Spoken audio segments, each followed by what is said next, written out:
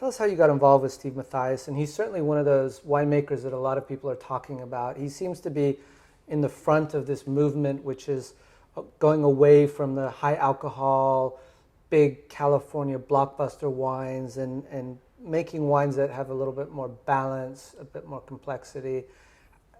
How did you get involved with him? So I wanted to farm. So I applied for an internship with him in sort of the early days in Napa when I arrived. And he gave me a job just going through the fields and taking samples, petiole samples, the kind of stuff that you do during a normal harvest year. And then it kind of went on from there. We developed a relationship and got on really well. And yeah, I just got deeper and deeper into that. As far as Steve being sort of the low alcohol winemaker, he might take exception to that. He likes to refer to himself as a sort of more restrained winemaker. Like he's making wines that actually Napa always made. If you look back to the 90s and 80s, you know, his style of winemaking was not uncommon, and so he was drinking that when he was getting interested in wine. So he's not. He would say he's not doing anything new.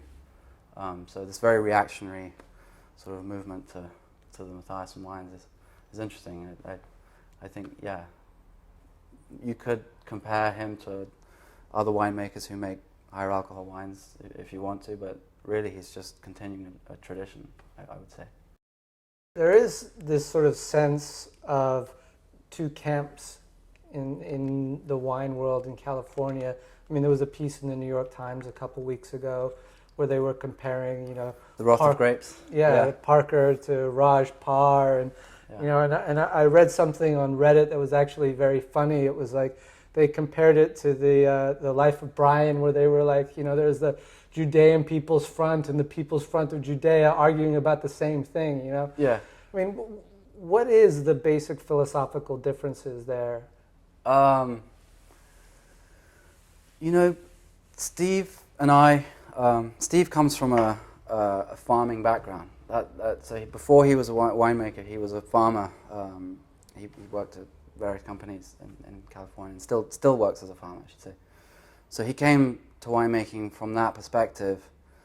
And as a farmer, you want to stop for lunch, have your meal with perhaps a glass of wine, and go back to work outside in the hot sun and not feel like you're going to pass out because of what you've just consumed.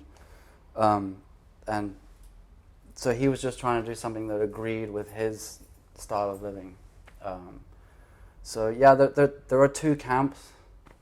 You know, you can't deny it. Some people like to make their wines in a more richer style. I occasionally drink those wines. I have no problem with them. I could list you several that I love. It's just that Steve happens to want to make a sort of more restrained style of wine. But yeah, it's amusing, that whole thing. I'm completely following it with great sort of enjoyment. Yeah.